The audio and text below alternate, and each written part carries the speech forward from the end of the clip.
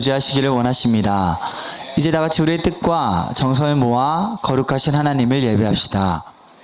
우리의 능력이 되시는 하나님을 향하여 기쁘게 노래하며 야곱의 하나님을 향하여 즐거이 소리칠지어다.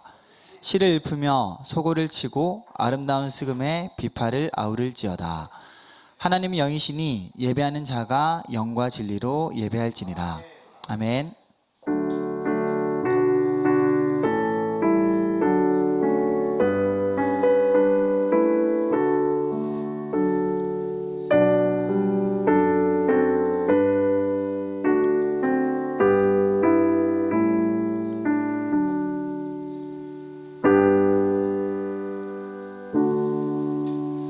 다 같이 사도신경으로 우리의 신앙을 함께 고백하시겠습니다. 나는 전능하신 아버지 하나님 천지의 창조주를 믿습니다. 나는 그의 유일하신 아들 우리 주 예수 그리스도를 믿습니다. 그는 성령으로 잉태되어 동정녀 마리아에게서 나시고 본디오 빌라도에게 고난을 받아 십자가에 못 박혀 죽으시고 장사된 지 사흘 만에 죽은 자 가운데서 다시 살아나셨으며 하늘에 오르시어 전능하신 아버지 하나님 우편에 앉아 계시다가 거기로부터 살아있는 자와 죽은 자를 심판하러 오십니다. 나는 성령을 믿으며 거룩한 공교회와 성도의 교제와 죄를 용서받는 것과 몸의 부활과 영생을 믿습니다. 아멘. 하나님, 우리 자신의 죄와 허물과 잘못을 거짓없이 고백할 때 우리 가운데 용서의 손길을 허락하십니다. 이 시간 한 주간의 삶을 돌아보며 주님과 나만이 아는 죄를 가지고 주님께 참회의 기도를 드립시다. 함께 기도하겠습니다.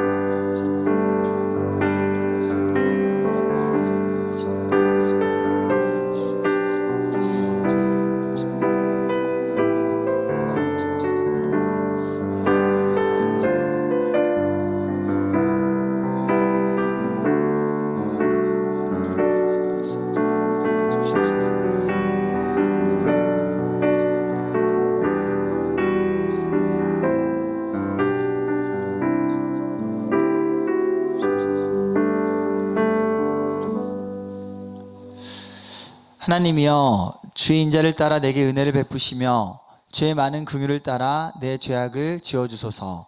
나의 죄악을 맑게 씻으시며 나의 죄를 깨끗이 제하소서. 그러므로 이제 그리스도 예수 안에 있는 자에게는 결코 정죄함이 없느니라. 아멘. 오늘도 배 가운데 오신 여러분들을 주님의 이름으로 사랑하고 또 축복합니다. 항상 저희를 붙들어 주시고 끝까지 저희를 놓지 않으시는 하나님의 사랑에 오늘 이 시간 함께 반응하였으면 좋겠습니다.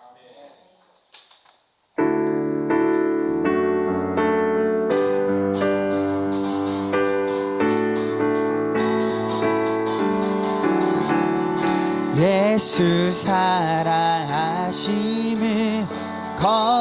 거룩하신 마리새 우리들은 약하나 예수 권세 많도다. 날 사랑하심 날 사랑하심 날 사랑하심 성경에서 우리 2절로 함께 찬양할까요? 나를 사랑하시고 나의 죄를 다 씻어 하늘 문을 여시고 들어가게 하소서. 날 사랑하심 날 사랑하심 날 사랑하심 성경 우리 3절로 함께 찬양하겠습니다. 내가 연약할수록 더욱 귀히 여기사 높은 보좌 위에서 낮은 나를 아멘 날 사랑하심 날 사랑하심, 날 사랑하심. 성경, 우리 마지막으로 4절로 함께 찬양할까요?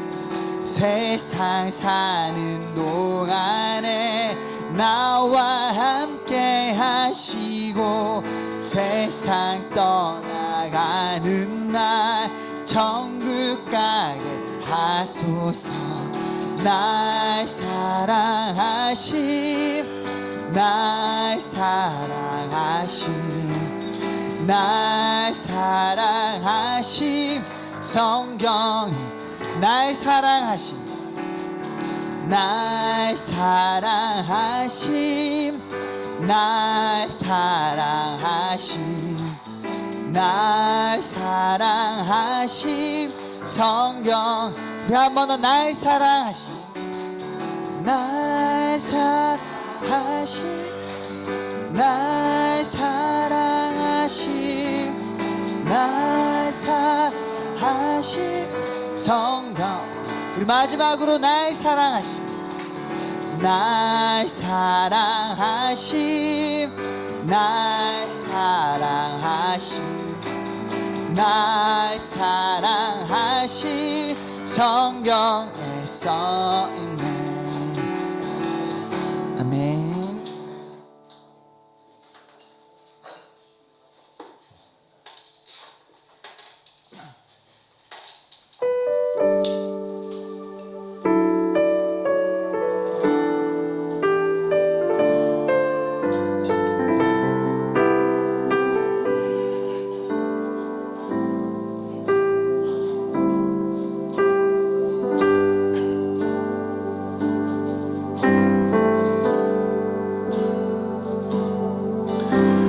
아버지 사랑 내가 노래해,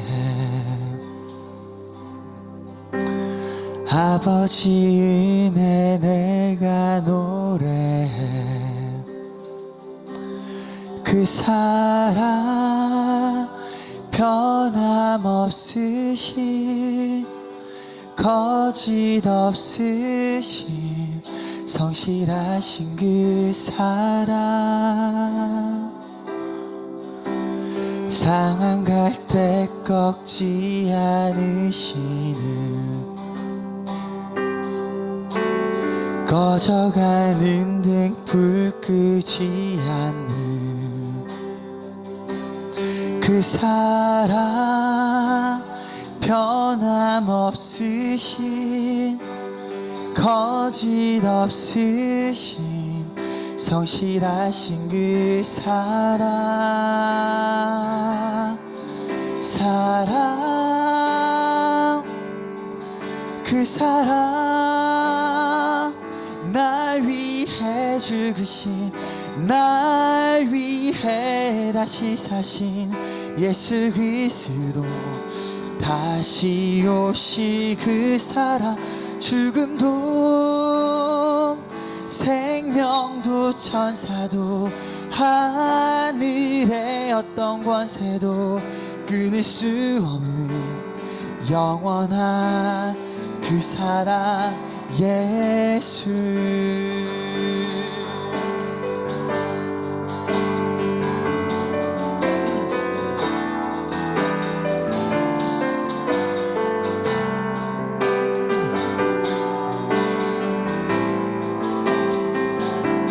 마음 모아 다시 한번 찬양할까요? 아버지 사랑 내가 노래해, 아버지 사랑 내가 노래해, 아버지 은혜 내가 노래해. 그 사랑 변함없으신 거짓 없으신 성실하신 그 사랑. 상한 갈 때 꺾지 않으시는, 상한 갈 때 꺾지 않으시는 꺼져가는 등불 끄지 않는 그 사랑. 변함없으신 거짓 없으신 성실하신 그 사랑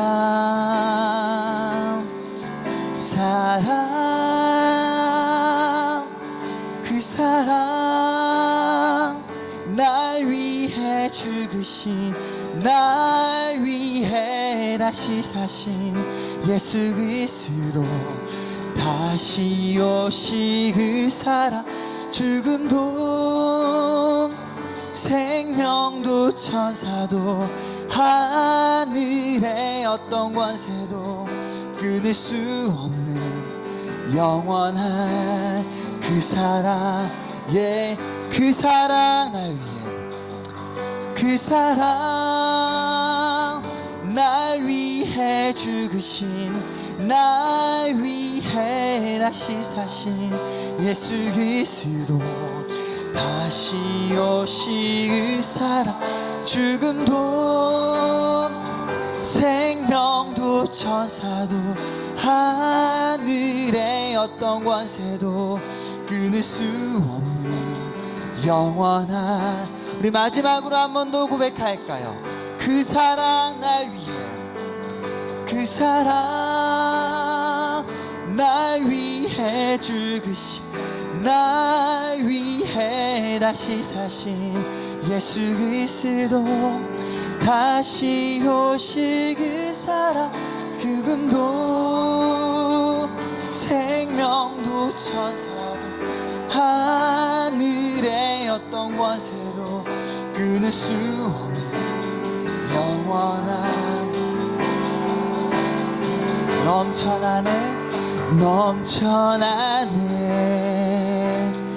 넘쳐나네 주를 향한 내 속에 갈망이 주님께로 날 이끌어 주소서 주님을 더 원함 넘쳐나네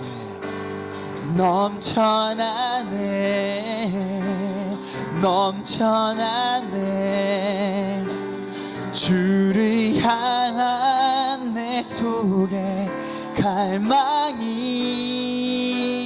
주님께로 날 이끌어 주소서 주님을 더 원하 우리 한 번 더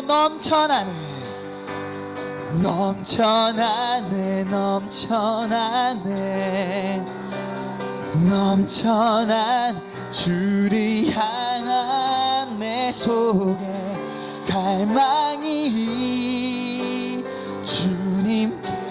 주님께 날 이끌어 주소서 주님을 더 원합니다 예수 사랑합니다 예수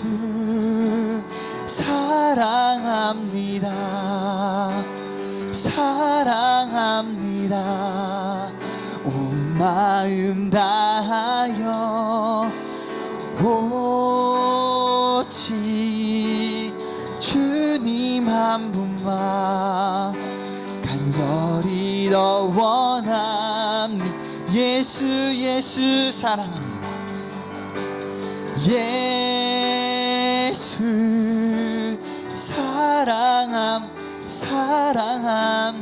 사랑합니다 온 마음 다하여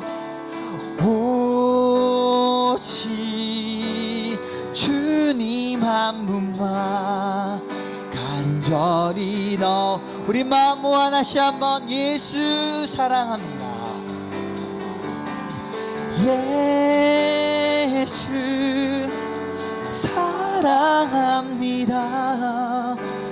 사랑합니다 온 마음 다하여 오직 주님 한 분만 간절히 더 원합니다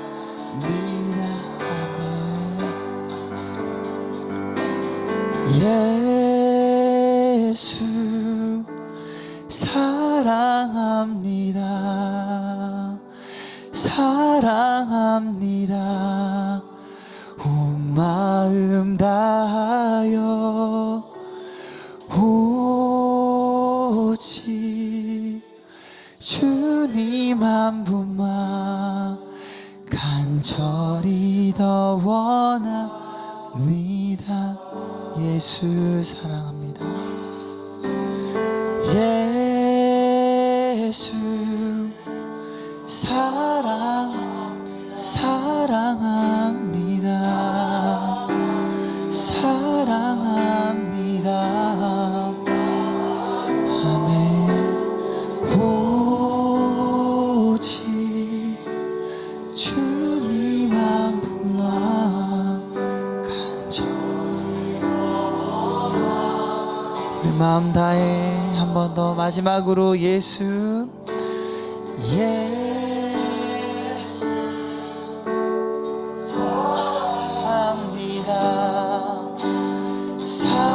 사랑합니다.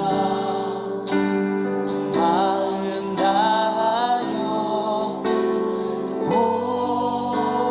오직 주님 한 분만 간절히 원합니다. 아멘. 함께 예배를 위해 기도하였으면 좋겠습니다. 저희 방금 주님 앞에 고백한 이 찬양의 가사가 주님을 향한 진정한 고백이 되었으면 좋겠습니다. 주님의 사랑은 절대 저희를 놓지 않으시고 꺼져가는 등불과 같은 저희 식은 믿음과 주님을 향한 신뢰가 없음을 주님께서 아시면서도 항상 저희에게 다시금 기회를 주시고 다시금 크신 사랑으로 붙잡아 주심을 저희가 믿음으로 받아들일 수 있는 귀하고 복된 시간 되게 하여 주시옵소서. 또한 주님을 향하여 주님을 향한 사랑이 더욱더 커져가고 저희의 찬양과 저희의 삶이 진정한 고백으로 나아갈 수 있기를 진정으로 바라고 소망합니다. 이런 마음 가지고 함께 예배를 위해 기도하겠습니다.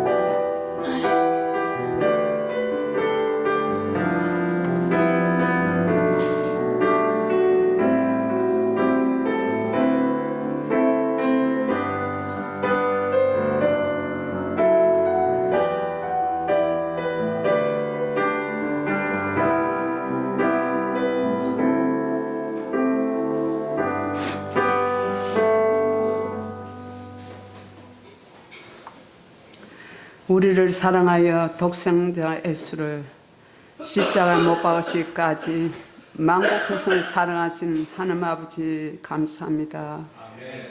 거룩하고 복된 주일날 수많은 사람들이 주님을 몰라서 삶을 방황하며 살아가는 사람들을 불쌍히 여겨주시고 주님은 품으로 모든 사람들 돌아오기를 은혜 베풀어 주시옵소서. 사랑하는 하나님 아버지, 이 나라 대한민국에도 차별금지법도 막아주시고 동성연애자법도 막아주시고 은혜 베풀어 주시옵소서. 저희 선한목적교회에서 수고하시는 찬양가, 청소, 주방 수고하는 모든 성도님들 기억하여 주시옵소서. 사랑하는 자여 내 영혼이 찰 때까지 범사가 잘되고 강건하기를 축복하여 주시옵소서. 오늘도 귀한 말씀을 전하시는 우리 김성거 목사님에게도 성령의 기름을 부어주셔서 말씀과 기도로 은사로 은혜가 넘치게 허락하여 주시옵소서. 오늘도 이 시간 귀한 말씀을 열어주시고 던전 저희 각 사람마다 병든자에는 치료하는 강사를 바라하여 낫게 하여 주시옵소서. 말씀으로 큰 힘을 얻어 주님의 자녀로서 한 줄간 살아가는데 저희들에게도 귀한 생명수 흘러 넘치게 은혜를 베풀어 주시옵소서. 우리를 사망에서 생명으로 인도하여 주실 귀하신 예수님 이름 받들 감사드리며 간절히 기도 올립나이다. 아멘.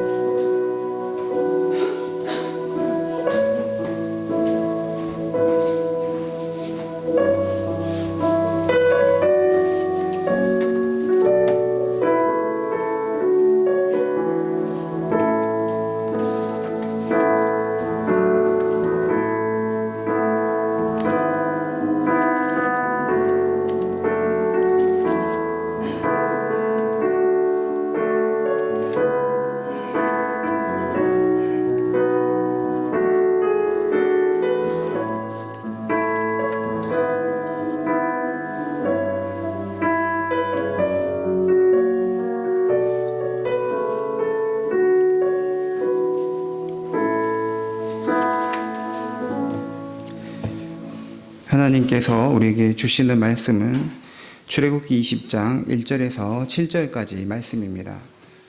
출애굽기 20장 1절에서 7절까지 말씀입니다.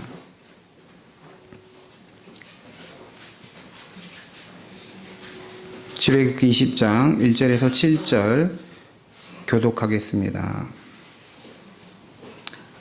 하나님이 이 모든 말씀으로 말씀하여 이르시되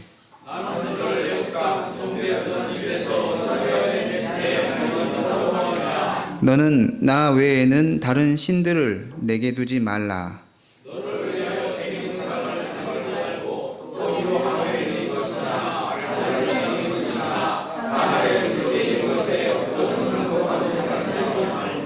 그것들에게 절하지 말며 그것들을 섬기지 말라.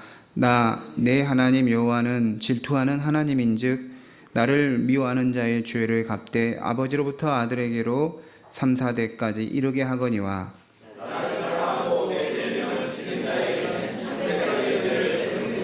같이 읽겠습니다. 너는 내 하나님 여호와의 이름을 망령되게 부르지 말라. 여호와는 그의 이름을 망령되게 부르는 자를 죄 없다 하지 아니하리라. 아멘. 이 시간에 김광선 전사님께서 찬양으로 하나님께 영광 올려드리겠습니다.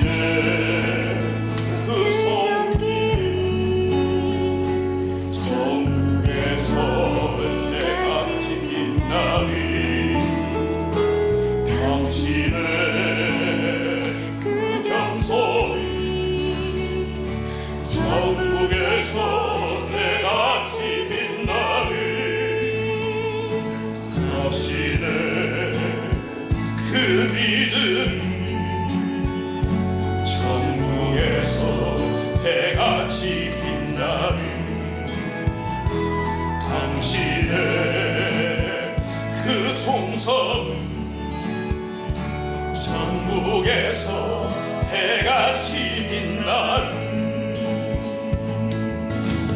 주님이 기억하시면 족하리.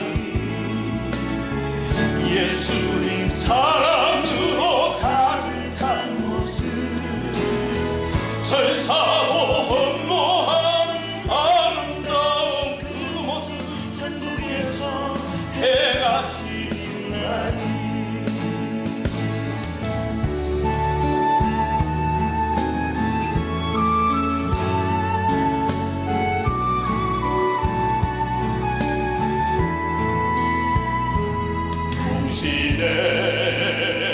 그 순종이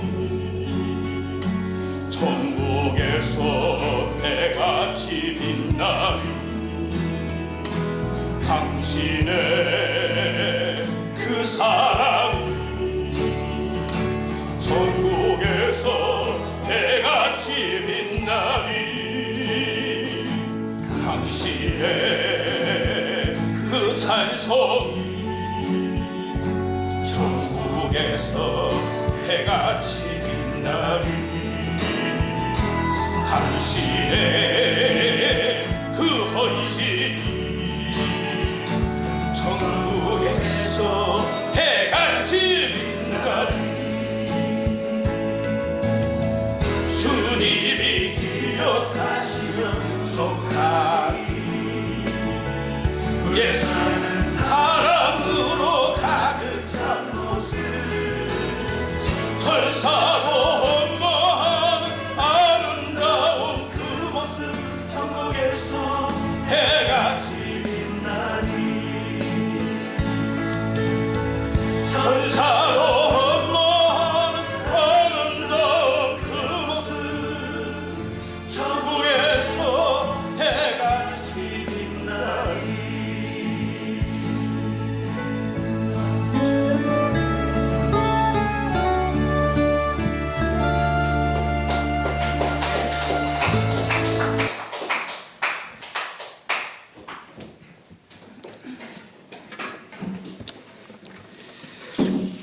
병원이나 공공기관에서 가장 중요하게 여기는 것은 신분 확인입니다.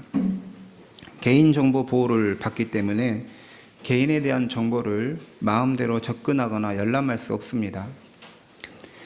그래서 신분 확인이 필수적입니다. 신분 확인을 위해 제일 먼저 물어보는 것은 이름입니다. 또 생년월일을 묻기도 하고 더 자세히는 주소를 묻습니다. 사람에 대한 가장 1차적인 정보는 이름입니다. 누군가를 알 때 가능한 이름을 먼저 알려고 합니다. 성인들의 경우는 명함을 파서 명함에 자기 이름을 새기고 자기가 어떤 사람인지 알려서 다른 사람에게 전달합니다. 이름을 알기 전까지는 그 사람이 잘 규정이 되지 않습니다. 이름을 모르는 상태에서 상대방을 알게 되면 그 사람, 그냥 단순하게 그 사람, 그분 이렇게밖에 말할 수가 없지요. 아니면 그 사람이 가진 특징으로 그 사람을 말하게 됩니다. 뭐 키가 크다 작다, 얼굴이 어떻다, 머리카락 길다 짧다 이런 식으로 말할 수밖에 없습니다. 자녀들이 태어났을 때 부모가 처음으로 하는 일은 자녀의 이름을 지어주는 일입니다. 뱃속에 있을 때는 이제 태명으로 부르다가 출생 신고를 해야 하기 때문에 이제 태어나게 되면 이름을 반드시 지어줘야 합니다. 요즘 부모님들은 자녀들의 이름을 이제 아무렇게나 지어주고 그러지 않습니다. 옛날 어르신분들은 그냥 아무렇게나 막 이름 막 지어줬는데, 그래서 자기 이름 때문에, 자녀들의 이름 때문에 막 놀림받고 장난칠 만한 그런 이름이 아니라 정말 의미가 있는 이름, 예쁜 이름, 소중한 이름을 지어주려고 합니다. 왜냐하면 평생 불릴 이름이 얼마나 중요합니까? 기독교인의 경우는 성경에서 이름을 찾아서 짓습니다. 그래서 성경의 인물 중에 너무 이름이 길면 이름으로 못 사용하기 때문에 바울, 요한, 한나, 아니면 사무엘, 세자까지, 에스더 이렇게 이름을 지어주죠. 예전에 신학대학 제가 다닐 때는 출석을 다 불렀습니다. 요즘 출석 안 부르고 체킹으로 하는데, 태깅하는데, 그래서 이름 부르면 바울, 요한 이런 이름이 많았습니다. 우리 큰아이 김시은이는 이제 큰아이가 태어날 때 처음으로 태어나기 때문에 특별한 의미를 가진 이름을 짓고 싶었어요. 그래서 성경을 막 찾다가 보니까 하나님의 은혜가 이렇게 역사한, 은혜가 나타나는 것을 법궤라 하고, 법궤의 뚜껑을 속죄소라고 하는데 그걸 다른 말로 시은좌라고 합니다. 그래서 하나님의 은혜가 임하는 그곳, 그런 이름으로 해가지고 김시은좌 이렇게 하려고 했는데 좌가 있으면 좀 이상한 거예요. 그래서 김시은 이렇게 이름을 지었습니다. 만약에 이름이 가진 의미가 아무것도 없다면 이름 그냥 아무렇게나 주게 되는 것이죠. 사람도 이름이 참 중요한데, 하나님의 이름은 더욱 중요하고 가장 중요합니다. 하나님의 이름은 하나님 자체, 하나님 자신과 이름이 결합되기 때문에 또 중요한 것이죠.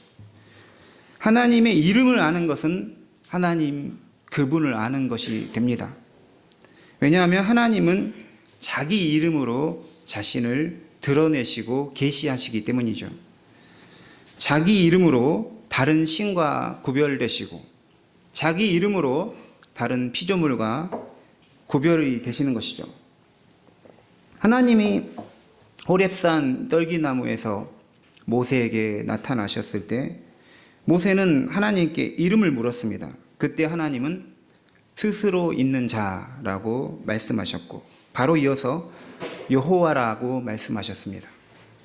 하나님의 이름의 뜻은 스스로 있는 자, 여호와인 것이죠. 다른 존재에 의해서 창조된 존재가 아니라 스스로 존재하시면서 다른 모든 것들을 있게 하신 창조주 하나님이신 것이죠. 예수님의 이름도 중요한 의미가 있습니다. 천사가 요셉에게 나타나서 그의 약혼녀 마리아가 성령으로 잉태되어 아들을 낳을 것이라고 말하였습니다. 아들을 낳으면 그 이름을 예수라 하라라고 했습니다. 예수라는 뜻은 자기 백성을 그들의 죄에서 구원할 자인 것이죠. 그래서 스스로 있는 자 여호와 하나님, 죄에서 구원할 자 예수, 이런 이름은 사람이 가질 수 있는 이름이 아니란 것이죠. 그래서 뭐 예수, 김예수, 박예수 이런 이름을 짓는 사람은 없죠. 김하나님 뭐 이렇게 할 수는 없다는 것이죠. 예수나 여호와나 하나님 이런 이름을 사람에게는 사용할 수가 없는 것입니다. 오늘 말씀 7절 말씀 다시 한번 같이 읽도록 하겠습니다. 너는 내 하나님 여호와의 이름을 망령되게 부르지 말라. 이름을 망령되게 부르는 자를 죄 없다 하지 아니하리라. 아멘. 이 말씀은 십계명 3계명에 대한 말씀입니다. 망령되게 부르지 말라 이렇게 말씀하셨죠. 부른다, 입으로 표현하는 것이죠. 입으로 말하는 것이 부른다는 것입니다. 결국에는 이 망령되게 부르지 말라 해서 이 부른다는 것의 의미는 말의 사용의 중요성을 이 계명은 먼저 말하고 있는 것이죠. 망령되게 부른다는 것 자체가 입술과 혀로 말을 사용하는 것이기 때문에 이 계명은 먼저는 언어 사용, 말의 사용의 중요성을 강조하고 있습니다. 종교개혁자 루터도 이 3계명에서 언어 사용의 중요성을 먼저 강조했습니다. 성도는 말을 잘 사용해야 합니다. 말을 잘 사용한다는 건 뭘까요? 말을 지혜롭게 사용하고 말을 은혜롭게 사용할 줄 아는 게 말을 잘 사용하는 것입니다. 골로새서 4장 6절에 너희 말을 항상 은혜 가운데서 소금으로 맛을 냄과 같이 하라. 성도는 말을 어떻게 사용해야 합니까? 소금이 그 맛을 내듯이 유익하게 하고 효과 있게 말을 사용해야 한다는 것이죠. 덕을 세우는 말을 해야 됩니다. 그러니까 말이 사라지는 게 아니라 말이 역사하도록 내 말이 효과 있게 그렇게 사용할 수 있어야 한다는 것이죠. 사실 말하는 내용은 똑같을 수 있는데 어떤 사람의 말은 그 말이 힘을 줍니다. 근데 반대로 어떤 사람의 말은 내 힘을 뺏어갑니다. 똑같은 내용을 담고 있지만 어떤 입술은 사람을 막 세워주죠. 듣고 있으면. 근데 어떤 입술은 사람을 무너뜨린다는 것이죠. 똑같은 내용을 말하는 것 같지만 어떻게 말하느냐가 정말 중요하다라는 것이죠. 말을 잘 사용한다는 것은 말로 아첨하고 기분 좋게 하는 그런 것은 아닙니다. 이 사기꾼의 말을 들어보면 그 자체로 들으면 틀린 말이 없는 것 같아요. 좋은 말처럼 들립니다. 또 시골 장터에서 약을 파는 이 약장수 말 들어보면 정말 그 약만 먹으면 모든 병이 다 치료될 것처럼 말을 잘합니다. 말을 잘하는 것과 말을 잘 사용하는 것은 다릅니다. 우리를 영적으로 미혹하는 사람들도 말을 잘할 수 있어요. 성경 가지고, 하나님 말씀 가지고 그럴듯하게 말할 수 있습니다. 하지만 그들의 말에 결국은 파멸로 이끈다는 것이죠. 망령되게 부른다, 즉 잘못된 말 사용은 결국에는 하나님의 영광을 가리게 됩니다.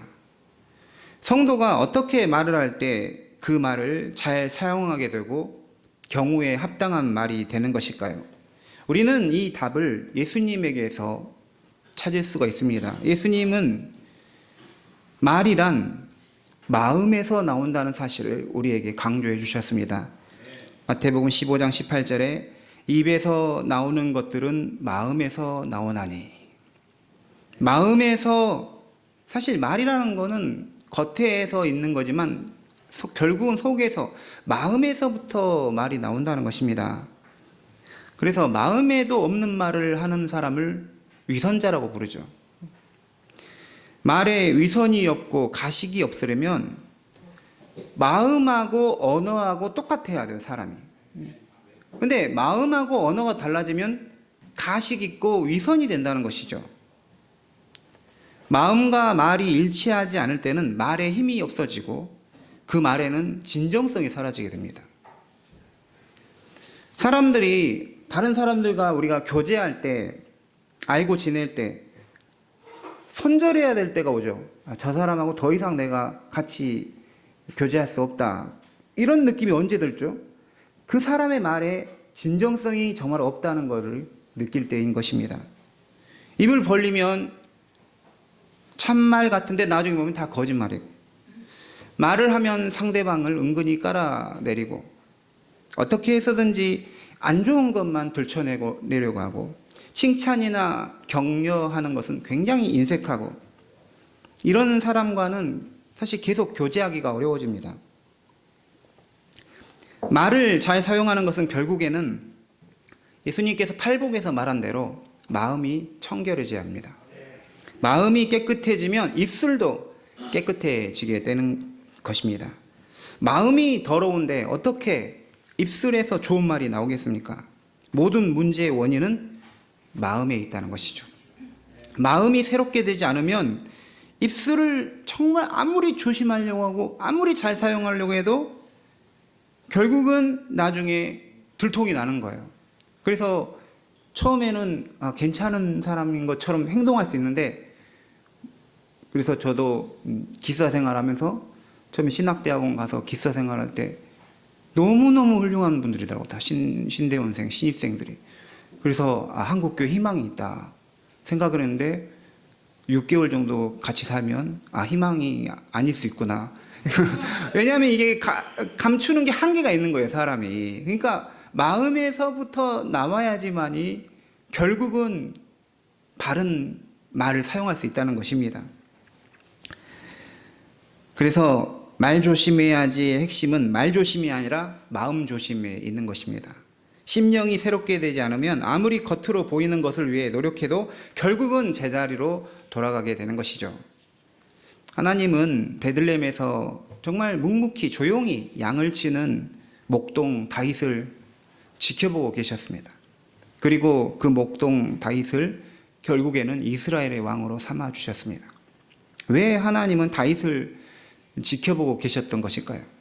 다윗은 하나님의 마음에 합한 사람이었기 때문입니다. 예수님이 말씀하신 마음이 청결한 자와 같은 사람이 다윗이었기 때문이죠. 입술보다 마음이 중요합니다. 우리 마음이 하나님께 향하고 하나님의 마음에 합한 사람이 되면 하나님이 언제든지 그 사람을 사용하신다는 것이죠. 마음이 청결하여 입술에서도 거룩한 언어를 사용하시는 우리 성도님 모두 되시기 바랍니다.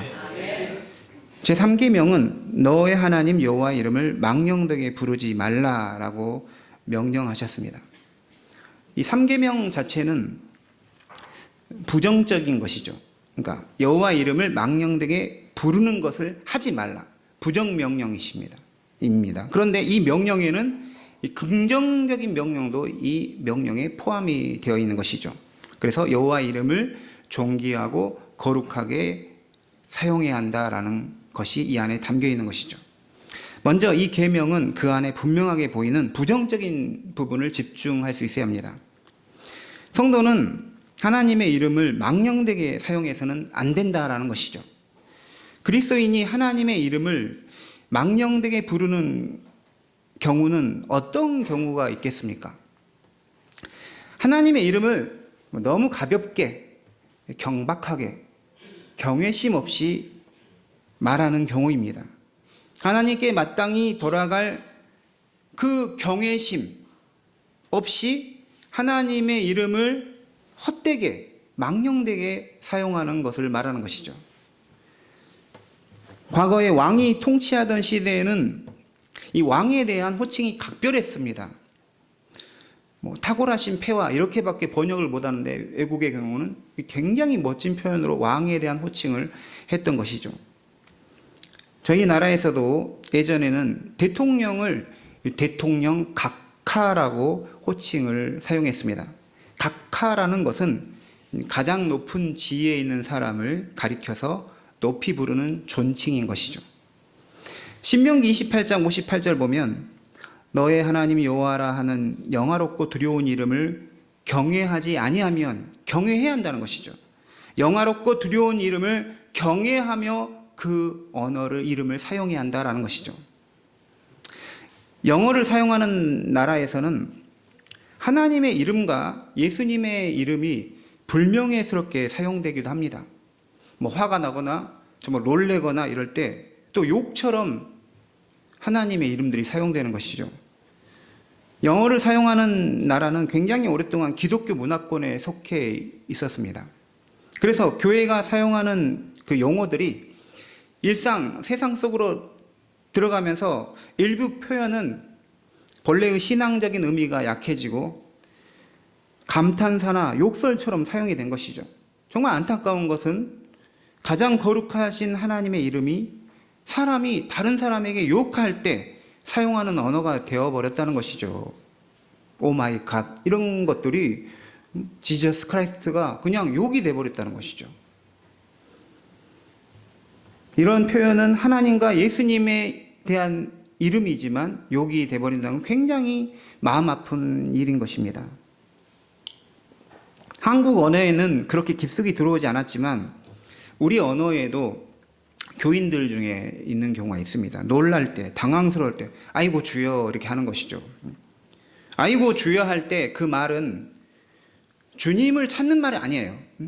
거룩하신 주님을 경외하면서 찾는 말이 아니고 그냥 습관처럼 별 의미 없이 아이고 주여, 놀랄 때 이렇게 사용한다는 것이죠.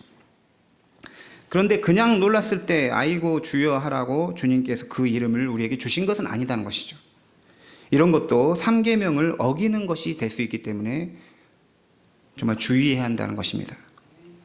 여호와 하나님의 이름이 망령되이 사용되는 경우는 또 다른 경우가, 그러니까 자기 주장이나 자기 생각을 정당화하고 강조하기 위해서 하나님의 이름을 그냥 가져오는 거예요. 자기 생각을 관철시키기 위해서 하나님의 이름을 딱 가져와서 딱 이렇게 말하는 것입니다. 종교개혁자 루터는 이 3계명을 해설하면서 자기 주장을 정당화하기 위해 하나님의 이름을 끌어다 쓰지 말라 이렇게 말했습니다. 기도하다가 어떤 걸 깨달은 거예요. 귀한 것이죠. 어떤 생각이 떠올랐어요. 그런데 그것에 지나치게 의미를 부여해서 하나님이 그렇게 하라고 하셨다, 이런 식으로 하나님의 이름을 남용하지 말라는 것이죠. 신학대학에서도 그런 경우가 한 번씩 있었습니다. 저랑 같이 기숙사 쓰던 형이 있는데 이 형은 이제 교회에서 교육전도사 하면서 그 교회 장로님 딸하고 이제 교제하게 되었어요. 되게 마음에 들었던 거죠. 그래서 그 자매를 잡고 이제 기도를 하는데 하나님이 자기에게 배우자로 응답해 주신 자매라고, 그 여자친구를 배우자로 하나님이 허락해 주셨다고, 응답해 주셨다고 저한테 말하는 거예요. 저는 할 말이 없더라고요. 그런데 나중에 보니까 그 자매랑 헤어지고 다른 자매랑 결혼했어요. 지금 행복하게 잘 살고 있어요. 그러니까 사실 뭐 어떤 자매랑 사귀고 헤어지고 그런 것은 문제가 되지 않아요. 얼마든지 있을 수 있어요. 그런데 하나님이 막 사귀라고 했다, 하나님이 헤어지라고 했다, 이런 식으로 하나님의 이름을 마음대로 사용하지는 말라는 거예요. 하나님의 이름을 사용한다는 것은 정말 성도는 신중하고 또 신중해야 하고 기도하고 또 기도하고 분별해야 돼요. 왜냐하면 이 마귀도 사탄도 광명의 천사로 와서 얼마든지 우리를 속일 수 있기 때문인 것입니다.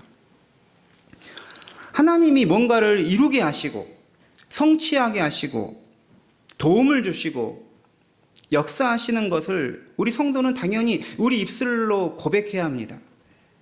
고백하는 것이 마땅하지요. 그런데 자기가 특별한 신앙을 가진 사람처럼 꾸미기 위해서 하나님을 사용하는 건 곤란하다는 것이죠. 마치 자신이 신령한 사람처럼 보이기 위해서 하나님의 이름을 가지고 표현하는 것입니다. 제가 프랑스에서 공부할 때 한국에서 온 자매분이 계셨는데, 이분은 이제 나눔의 시간을 하면 주어가 다 하나님이에요. 그래서 하나님을 사용해서 자신이 한 주 내내 하나님과 동행하며 함께 했다는 것을 무지무지 강조를 합니다. 자기는 신실한 사람이란 것을 드러내듯이 그런 것을 계속 반복하는 것이죠. 문제는 그게 오히려 부작용이 나올 수 있다는 것이죠. 정말 하나님과의 소중한 만남과 경험이 있다면 자기 마음과 신앙에 간직할 줄 아는 것도 필요합니다.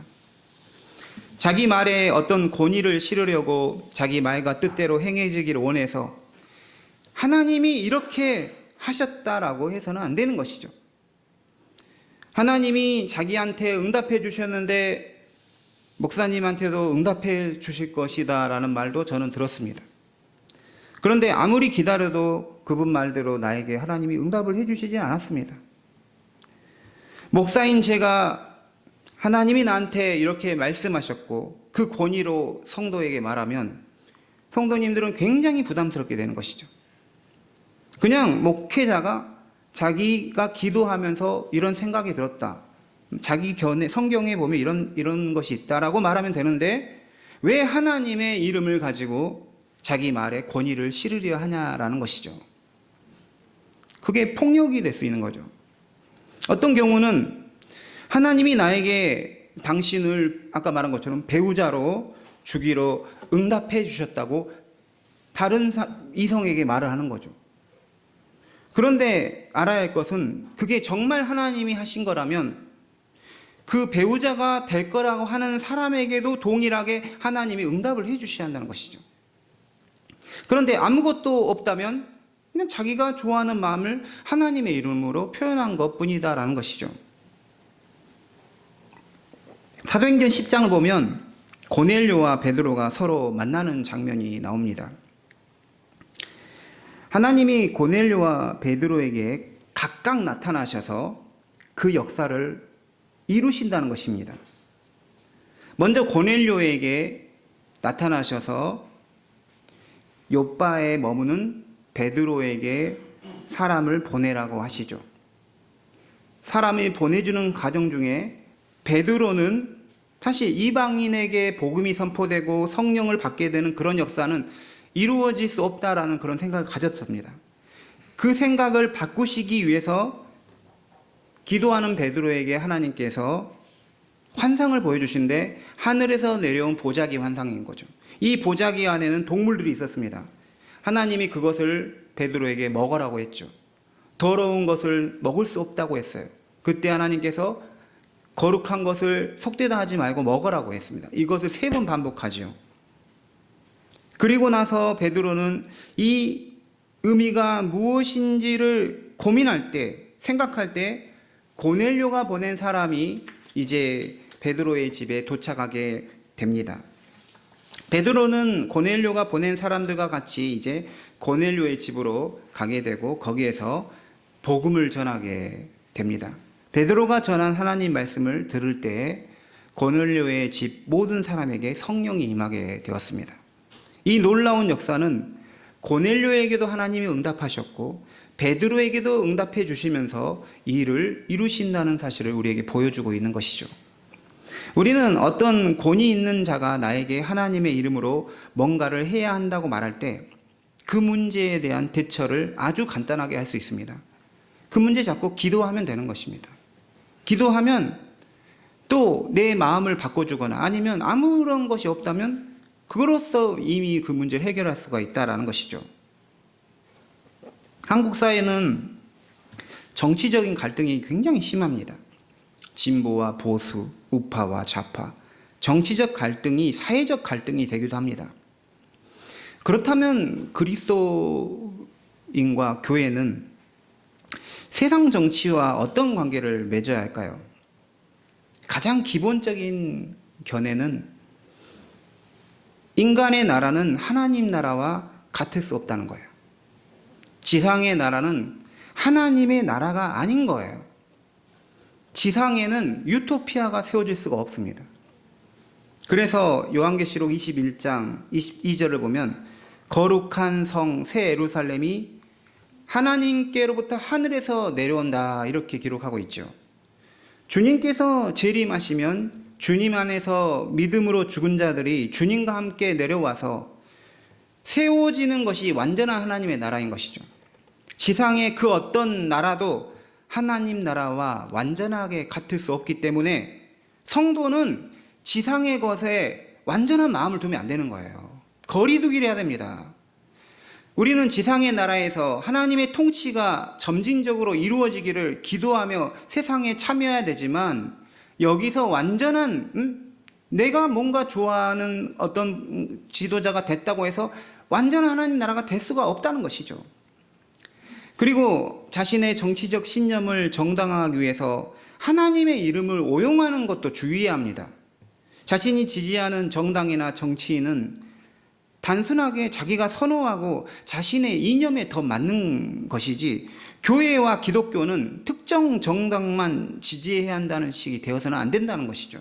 오히려 기독교인은 정치 지도자들이 하나님을 두려워하고 국민을 위한 선하고 올바른 정치를 할 수 있도록 기도해야 합니다. 때로는 선지자처럼 외치할 때는 외치고 또 협력해야 할 때는 협력하고 반대해야 할 때는 반대하고 이런 식으로 거리두기가 있어야 하지 거기에 완전히 동일시 되어서는 안 된다는 것이죠. 인간이 세운 계획이나 결정에 인간이 세운 경제나 정치 문화에 그 하나님의 절대적인 권위를 부여하는 모든 행위는 시도는 십계명 제3계명을 어기는 것이 된다는 것이죠. 하나님의 이름을 망령되게 사용하는 것 중에는 우리 신앙생활에서 위선이 있습니다. 위선이란 아까 말한 것처럼 겉과 속이 다른 것이죠. 위선이라는 것은 교회와 세상에서 다른 것입니다. 교회에서 찬양하고 또 예배하고 말씀 듣는데 세상에서는 이렇게 신실한, 교회에서는 신실한 그리스도인이 세상에서는 마치 그리스도인이 아닌 것처럼 사는 것입니다. 그래서 교회에서는 누가 봐도 훌륭하고 존경스럽고 덕스러운데 세상에 나가면 늑대가 되고 싸움닭이 되어서 전혀 다른 냄새를 풍긴다면 하나님의 이름을 망령되게 하는 것이 될 수 있다는 것이죠. 존 스토트 목사님은 그리스도인이 온전한 그리스도인이 되어야 한다고 말하면서 온전한 그리스도인을 다음과 같이 말했습니다. 예수 그리스도께 전적으로 헌신하는 사람, 개인적으로나 직업적으로, 사적 영역이나 공적 영역에서, 가정이나 사회에서 온통 번제물로 하나님께 바쳐진 삶, 이게 바로 온전한 그리스도인이라는 것이죠. 그렇습니다. 그리스도인은 거룩한 곳, 속된 곳 따로 있는 게 아니에요. 우리가 있는 곳은 정말로 우리가 속된 사람이면 거룩한 곳도 속된 곳이 될 수 있고 우리가 거룩하면 속된 곳도 거룩한 곳이 될 수가 있는 것입니다.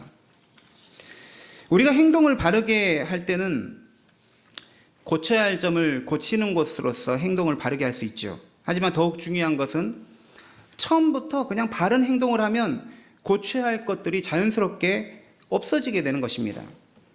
여호와의 이름을 망령되게 부르지 말라는 말씀은 이 말씀 안에 긍정적인 명령이 포함되어 있죠.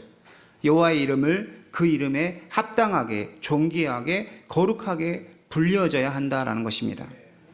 우리는 어떻게 할 때 여호와의 이름을 존귀하고 거룩하게 할 수 있을까요? 가장 중요한 것은 그분께 마땅히 돌아갈 경배와 영광을 예배를 통해 드려져야 한다는 것이죠. 예배는 사람의 이름이 영광받는 자리가 아니라 하나님이 거룩해지고 영광스러운 자리가 되는 곳입니다. 예배를 통해 온전히 하나님의 이름을 영화롭게 하는 사람이 세상에서도 다른 곳에서도 하나님의 이름을 존귀하게 할 수 있는 것이 되는 것이죠. 가장 기본적인 예배에서 실패하면 어떻게 다른 곳에서 하나님의 이름을 높이며 영화롭게 할 수 있겠습니까? 예배에 참여하는 성도의 마음과 태도가 정말 중요합니다.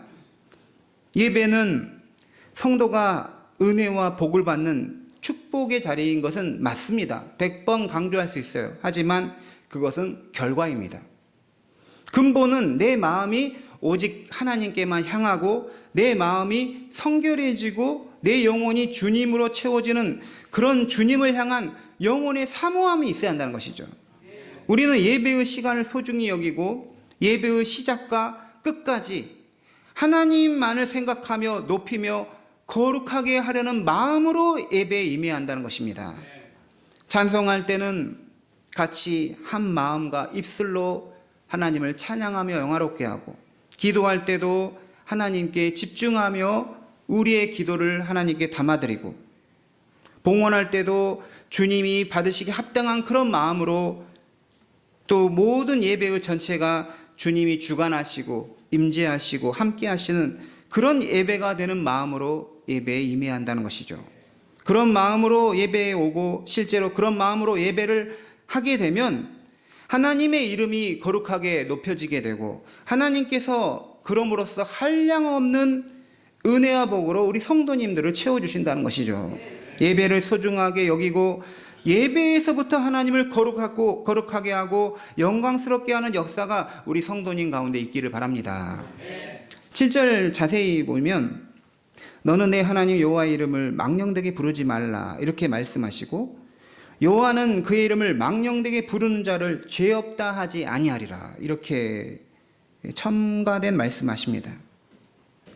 앞으로 이제 4계명 이제 쭉 5계명 이어지잖아요. 10계명까지 이어지는 다른 계명들에서는 이 계명을 지키지 못했을 때 하나님께서 어떻게 하실 것이라는 말씀은 없어요. 이제 4계명에서는 이제 축복을 하는 것은 있죠. 어떻게 보면.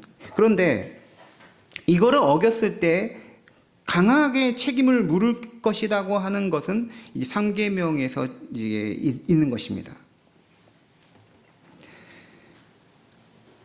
3계명에서 죄를 어겼을 때, 이 계명을 어겼을 때는 죄 없다 하지 아니하리라. 그러니까 죄 있다 한다 이 말이죠. 한마디로 말하면. 근데 이중 부정을 하는 것이, 이중 부정으로서 강한 뭡니까? 강조를 하는 것입니다. 하나님께서 그 죄에 대한 책임을 반드시 물을 것이다 라는 걸 보여주는 것이죠. 여호와 하나님은 하나님의 이름을 망령되게 사용하는 사람은 그 죄를 그냥 넘기지 않으신다. 하나님이 책임을 물으신다라는 의미가 있는 것입니다. 왜 이렇게 하나님께서 강하게 말씀하셨을까요? 이 계명의 무게감이 얼마나 큰지 중요한지를 알려주기 위해서인 거죠. 그러므로 성도는 마음과 몸과 영혼이 하나님의 이름을 망령되게 사용하지 않도록 거룩하게 사용되도록 얼마나 각성하고 힘써야 한지를 강조해 주시는 것입니다. 그리고 실제로 예수님은 주기도문에서 아버지의 이름이 거룩하게 하시며라며 이 기도를 성도들이 해야 함을 우리에게 가르쳐 주시고 계십니다. 하나님의 이름을 망령되게 사용하지 않고 거룩하게 높여지기 위해서는 우리 의지의 결단을 넘어서 하나님의 도우심이 필요한 것이기에 우리 보고 기도하라고 하신 것입니다. 오늘의 말씀을 마치도록 하겠습니다. 10계명 제3계명은 우리 그리스도인의 정체성이 드러나는 계명입니다. 우리는 막 이력서를 쓸 때나 아니면 또 병원에 입원할 때 종교란을 쓸 때 보면 이 종교가 있고 거기에 뭔가를 써야 되죠. 무신론자 이렇게 쓴 사람도 있지만 밖에 있는 사람들은 이제 우리는 기독교라는 종교를 쓰게 됩니다. 우리는 직장생활, 사회생활, 또 모든 외적인 삶에서 이제 그리스도인이라는 사실이 사실은 또 알려지게 됩니다. 그런데 그 속에서 우리 자신이 그리스도인, 기독교인이라는 그 사실로 인해서 하나님의 이름에 돌아갈 영광을 가리게 하는 자들이 되어서는 안 된다는 것이죠. 하나님의 이름은 하나님에 대한 계시입니다. 믿지 않는 사람은 우리 믿는 사람들을 통해 알려지는 그 하나님의 이름이 세상으로 계시가 되는 것이죠. 그 속에서 성도가 그리스도의 향기가 되지 못하고 그리스도에게로 인도하는 것을 막아버리는 냄새가 난다면 하나님이 우리를 부르신 목적과 달라지게 되는 것입니다. 사랑하는 성도님들, 말에나 행실에나 마음에나 입술이나 모든 곳에서 하나님의 이름을 영화롭게 드러내시는 그런 성도님 다 되시기 바랍니다. 그 거룩한 사역을 위해 예수님이 가르쳐 주신 기도를 통해 하나님의 이름이 거룩해지기를 기도하고 실제로 그런 역사가 일어나기를 우리 주님께서 원하십니다. 기도하겠습니다. 하나님, 우리를 불러주신 은혜가 큽니다. 그 거룩한 이름, 영광스러운 이름이 망령되게 사용하지 않도록 우리의 마음을 먼저 주관하여 주시고 우리의 입술을 주관하여 주시고 우리의 행실을 주관하여 주옵소서. 예수님의 이름으로 기도드립니다. 아멘. 찬송가 25장 찬송하시면서 하나님께 봉헌하겠습니다.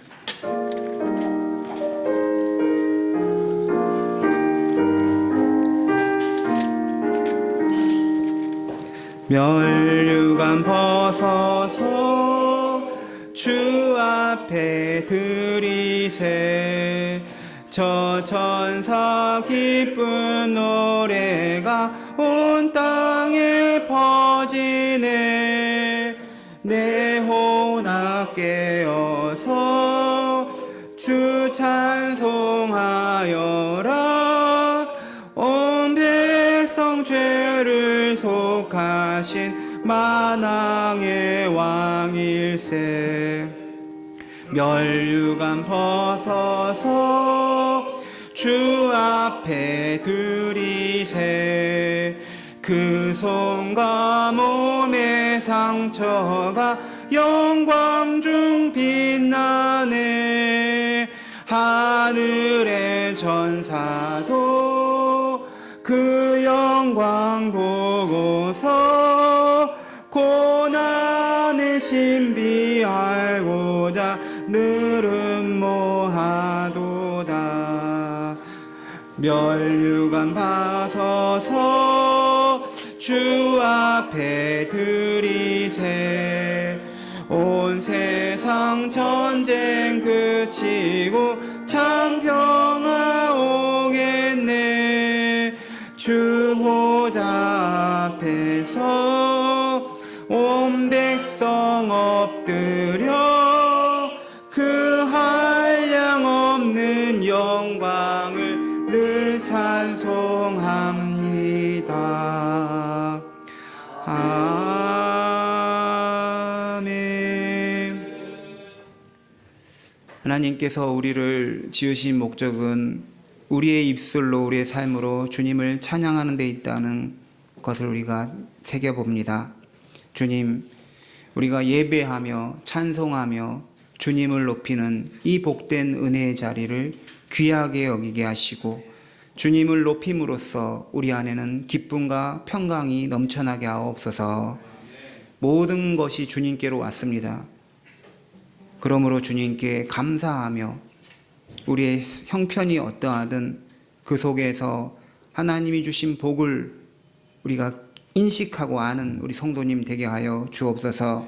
하나님, 기쁨으로 감사함으로 주님께 예물을 드립니다.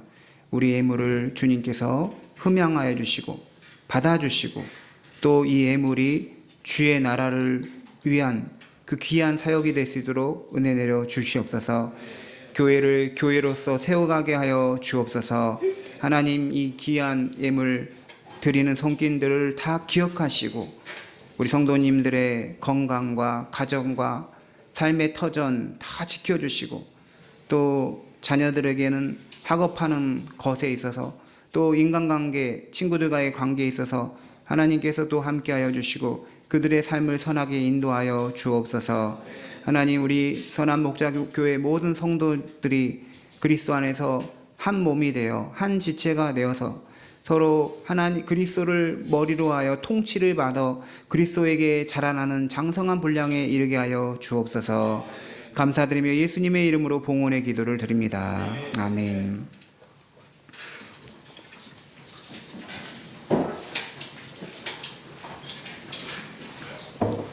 우리 교회 소식 안내하겠습니다. 우리 먼저 옆에 분들과 인사하겠습니다. 주의 이름을 망령되게 하지 맙시다. 하나님의 이름을 거룩하게 합시다. 또 다른 분에게 마음이 청결해집시다.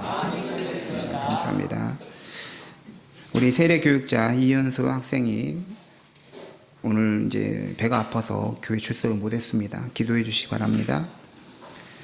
우리 양명숙 지사님께서 수박을 찬조해 주셔서 우리가 식사 때 감사하게 또 먹게 되었습니다. 감사합니다. 감사합니다. 그리고 우리 김성술 집사님, 박순도 집사님의 아드님이신 김재종 성도님 예배에 참석해 주셨습니다. 환영하고 축복합니다. 네, 일어나서 감사합니다. 우리 다 같이 일어나셔서 파송에 찬양하겠습니다.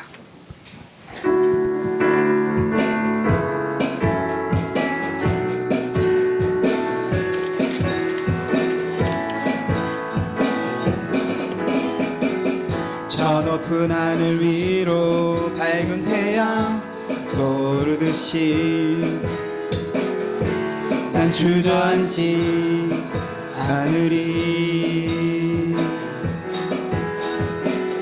어떤 어려움에도 주의 길을 선택하리.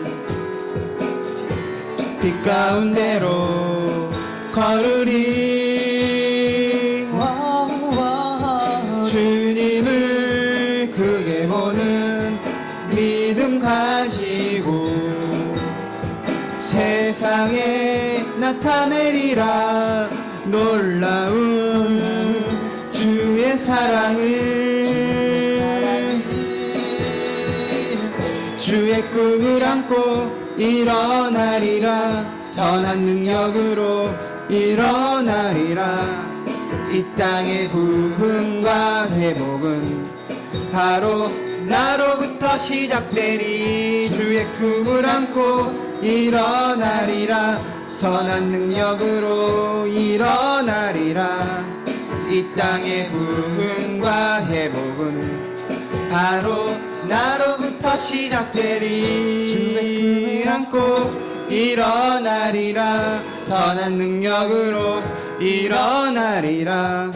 이 땅의 부흥과 회복은 바로 나로부터 시작되리. 주의 꿈을 안고 일어나리라. 선한 능력으로 일어나리라. 이 땅의 부흥과 회복은 바로 나로부터 시작되리.